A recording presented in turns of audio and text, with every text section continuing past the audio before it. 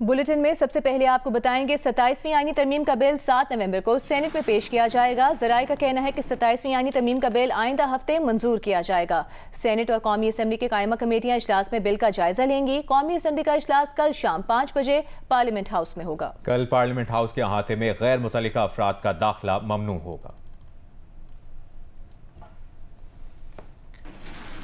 वज़ीर मुमलिकत बराए दाखिला तलाल चौधरी का कहना है कि किसी भी तरमीम के लिए 2/3 अक्सरियत दरकार होती है। पीपल्स पार्टी की शमूलियत के बगैर कोई भी तरमीम नहीं हो सकती। कौमी मफाद की किसी भी तरमीम में अपोजिशन समेत तमाम जमातों को शामिल करना चाहते हैं। माजी में फजलुर रहमान के जरिए PTI को भी ऑन बोर्ड लिया, मगर उन्होंने आखिर में वोट नहीं दिया।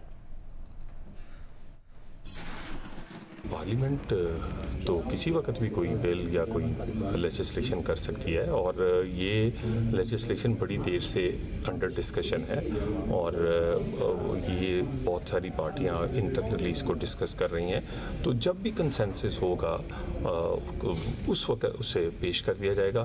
तरमीम तो हो ही नहीं सकती अगर 2/3 अक्सरियत दोनों हाउसेस में ना हो और वो पीपल्स पार्टी के बगैर तो नामुमकिन है। बाकी दूसरी जमातें को भी ऑन बोर्ड लिया जाएगा। ज़रूरत के मुताबिक पार्लियामेंट जो है वो अगर कानून साजी नहीं करेगी तो और क्या करेगी।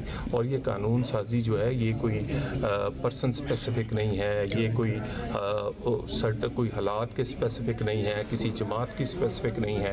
ये ओवरऑल पाकिस्तान में बेहतर गवर्नेंस के लिए, बैलेंस, फाइनेंशियल बैलेंस के लिए, एडमिनिस्ट्रेटिव बेटर कंट्रोल के लिए और इसी तरह कोई छोटी मोटी बहुत सारी चीज़ें जो बड़ी देर से कही जा रही थी कि इन पे लेजिस्लेशन होनी चाहिए। ये वही चीज़ें जो जमातें जिस पे बात करती हैं उसी पर इसके इर्द गिर्द घूम रही है और इस पर तमाम लोगों को ऑन बोर्ड लेंगे। और ये कौमी लेवल के मुफाद की बात है, इसमें किसी का ज़ाती नहीं। चेयरमैन PTI बैरिस्टर गौहर ने कहा है कि 27वीं आईनी तरमीम पर बानी PTI से मुशावरत के बाद बाकायदा रद्द अमल देंगे। सियासी कमेटी में इस पर हिकमत अमली तय की जाएगी। अडियाला जेल के बाहर मीडिया से गुफ्तगू में बैरिस्टर गौहर का कहना था कि आइन में तरमीम इत्तफाक की राय से की जाती हैं। तहरीक इंसाफ के रहनुमा सेनेटर अली जफर ने कहा कि 27वीं तरमीम पर बिलावल ने जो लिखा है वो आइन को खत्म करने के मुतरादिफ है। हुकूमत से जब तरमीम का पूछा जाता रहा वो खामोश रही। अपने अर्ज किया 27वीं तरमीम की, हमें खान साहब की तरफ एक्सेस मिलेगा, खान साहब से मुलाकात होगी तो फिर इस पर इंशाअल्लाह ताला फॉर्मल रिस्पांस हम देंगे। हम अपने पॉलिटिकल कमेटी की मीटिंग करेंगे और इस पर अपनी स्ट्रेटजी बनाएंगे। लेकिन 27वीं तरमीम जिस अंदाज में आ रही है, मैं सिर्फ ये अर्ज़ करूँ, ये ऐसा वक्त है कि आइन में अगर कोई तरमीम होनी है तो वो कंसेंसस से हमेशा होता रहा है। 26वीं तरमीम ने आदो अदलिया हमेशा मुतनाज़ रही है, लेकिन 26वीं तरमीम ने मुल्क में एक दरार पैदा किया हुआ है। गलत बयानी करके आप अगर इस्लाहात करने लगे तो फिर आप आइन को उसका मारते हैं। 27वीं तरमीम में जो मैंने ट्वीट में पढ़ा, रावल भुट्टो साहब की जो आई थी ट्वीट, उसके अंदर जो कुछ लिखा है अगर वो मान लिया जाए तो आप समझे कि आइन को ख़त्म कर दिया आपने अदलिया की ज़ादी ख़त्म कर दी। ये हुकूमत वाले लोग बड़ी देर से, मैं पूछ रहा था उनसे कि आपको इस 27वीं तरमीम लेके आ रहे हैं, तो बड़ा कैटेगोरिकली मीडिया के सामने डिनाई करते रहे थे और वो कहते रहे थे कि हमने तो नहीं सोचा इसका 27वीं तरमीम का। तो इसका मतलब है या तो वो झूठ बोल रहे थे क्योंकि जो इंकशाफ हुआ है, या उनको पता ही नहीं, कोई और ही कर रहा है। सेनेट में PTI की पार्लिमानी पार्टी के इजलास में 27वीं आईनी तरमीम के खिलाफ मुज़ाहमत का फैसला। इजलास में अपोजिशन लीडर की तैनाती के लिए भी एहतजाज का फैसला किया गया। इजलास में और किन उमूर पर गुफ्तगू हुई, जानते हैं नुमाइंदा जियो न्यूज़ हैदर शिराजी से। हैदर, बताइएगा क्या तफसील है आपके पास? जी, सेनेट में अपोजिशन की पार्लिमानी पार्टी का इजलास हुआ है और बैरिस्टर अली जफर अडियाला मुलाकात की वजह से पार्लिमानी पार्टी इजलास में ना पहुंच सके और सेनेट की पार्लिमानी पार्टी ने 27वीं आईनी तरमीम के खिलाफ मुज़ाहमत का फैसला किया है।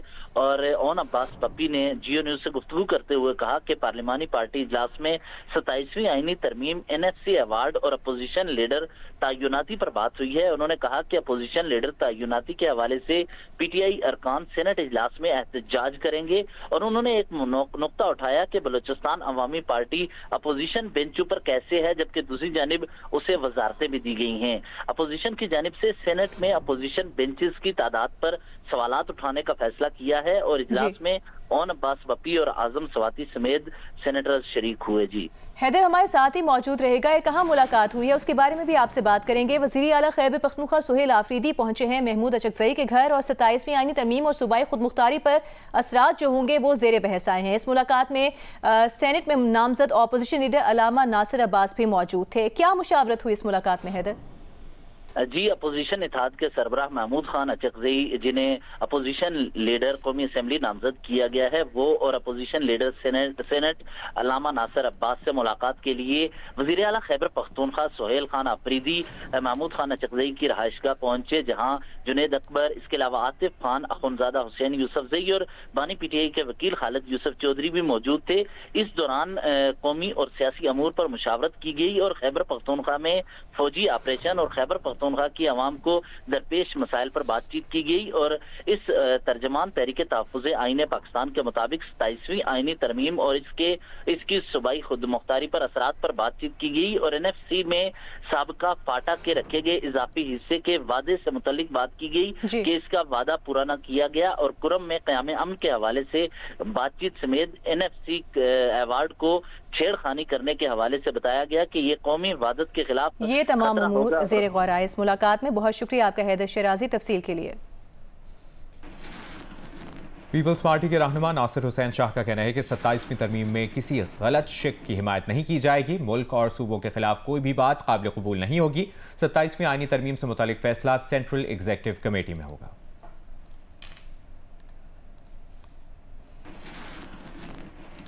और अभी आपको बताएंगे अलीमा खान को आज भी अडियाला जेल में बानी पीटीआई से मुलाकात नहीं करने दी गई। मुलाकात की इजाजत न मिलने पर अलीमा खान का बारिश में गोरखपुर नाके पर धरना जारी है, जिसके बायस अडियाला रोड पर ट्रैफिक जैम है। तफसील जानते हैं नुमाइंदा जियो न्यूज शब्बीर डार से। शब्बीर, क्या तफसील है आपके पास इस वक्त ताज़ा तरीन?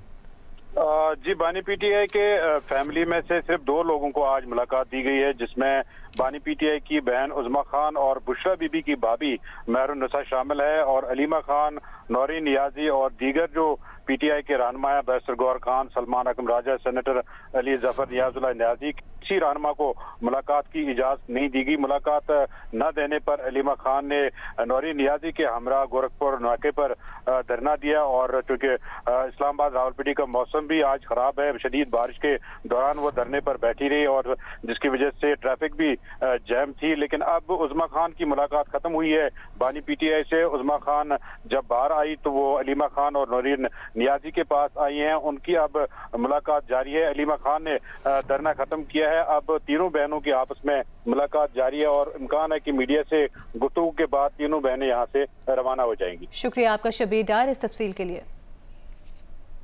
अभी आपको ये बताएंगे सेनेट इजलास में बात करने का मौका ना मिलने पर पीटीआई अरकान का नशिस्तों पर खड़े होकर एहतजाज।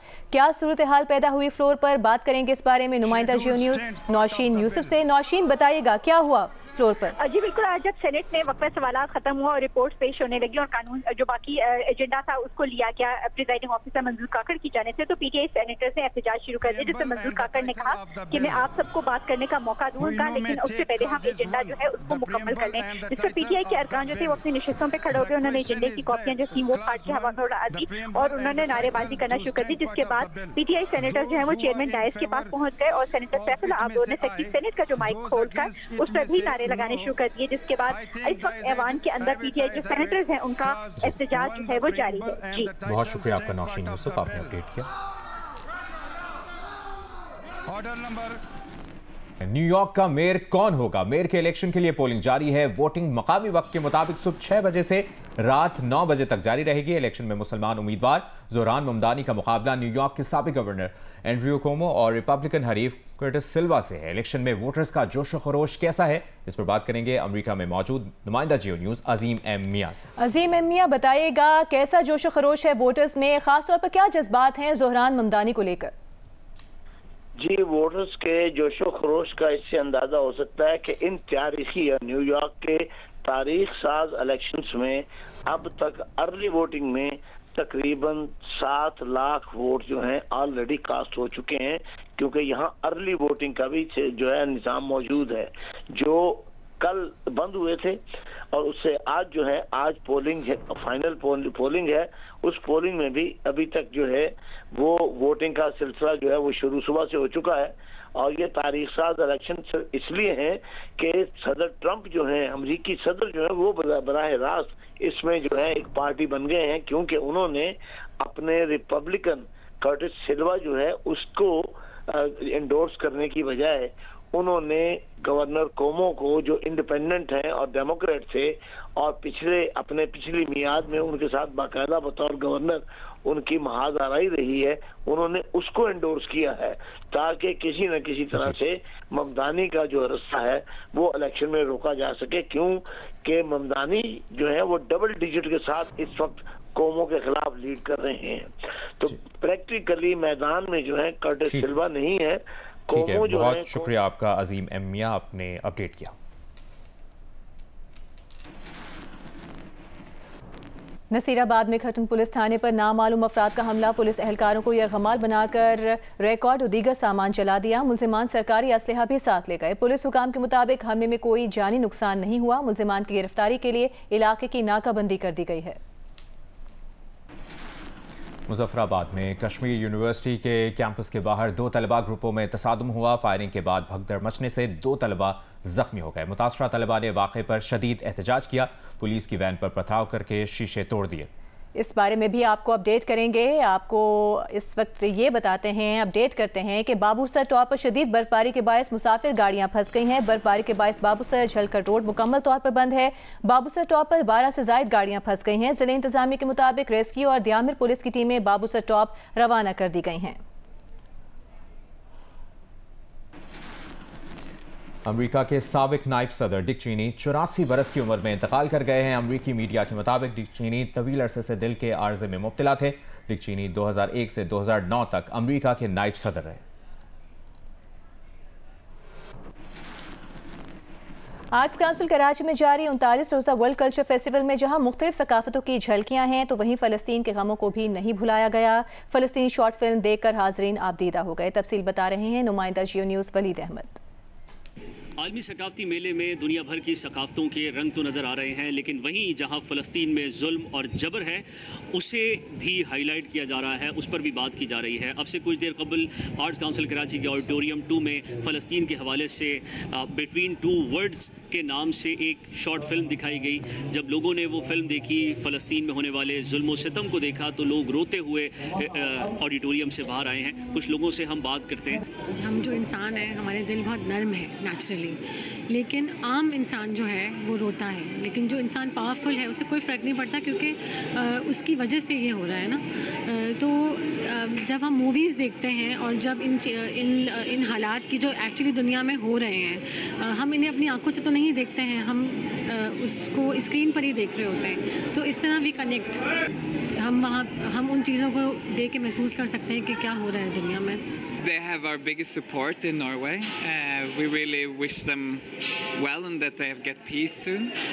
Our heart goes, and thoughts goes to them. इनसे तो निशानदेही होती है, एक छोटी कुछ क्लिप भी आता है तो हमें देख के हकीकत का अंदाज़ा होता है। हम कर नहीं सकते उससे, मतलब हम तो एक शहर में अपनी ज़िंदगी बसर कर रहे हैं, लेकिन ये कि इससे फ़र्क पड़ता है। मशरिक हो या मगरब, यूरोप हो या फिर ज़मीन का कोई भी खित्ता, एक आम शख्स फ़लस्तीन के हक़ में आवाज़ बुलंद कर रहा है और वो अपने घरों से बाहर निकला है। इस वक्त ब्रेकिंग न्यूज़ ये है कि आईसीसी ने एशिया कप के दौरान की जाने वाली समातों पर फैसला सुनाते हुए हारिस रऊफ को कोड ऑफ कॉन्डक्ट की खिलाफ वर्जी का मुर्तकब करार दे दिया है। हारिस रऊफ पर मैच फीस का 30% जुर्माना आयद किया गया है। एशिया कप में ये मामला सामने आया था जब बीसीसीआई ने ये कंप्लेंट फाइल की थी हारिस रऊफ और साहिबजादा फरहान के खिलाफ।